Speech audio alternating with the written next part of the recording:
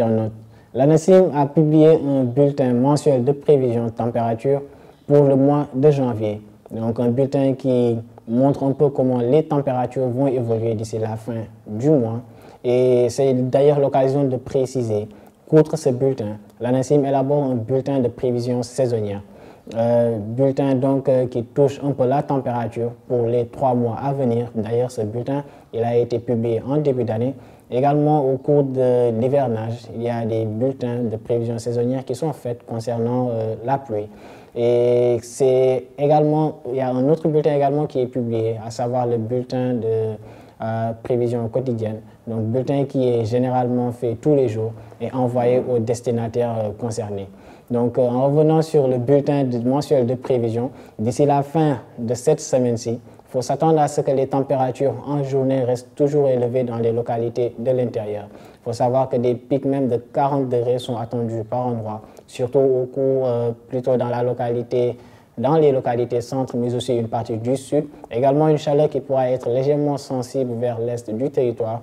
Et c'est une fraîcheur qu'on peut dire sur les localités du centre et même une partie du nord que l'on pourra retrouver au cours de la nuit. Donc il faut savoir que c'est la configuration qui prédominera d'ici la fin de la semaine, mais à partir de la semaine prochaine, allant jusqu'à la fin du mois, on va noter que les températures, en les comparant aux températures moyennes enregistrées au cours du mois de janvier, seront à peu près dans la même plage. On aura toujours donc tantôt une chaleur au cours de la journée qui sera très notable, surtout dans les localités du centre, mais également une fraîcheur.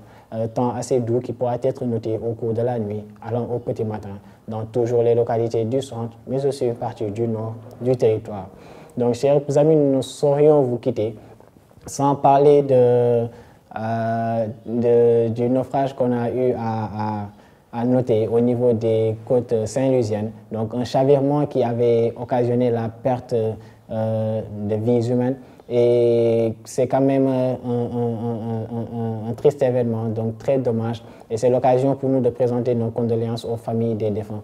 Et également de revenir sur l'importance de l'information météorologique, surtout dans les activités humaines, particulièrement les activités liées à la mer.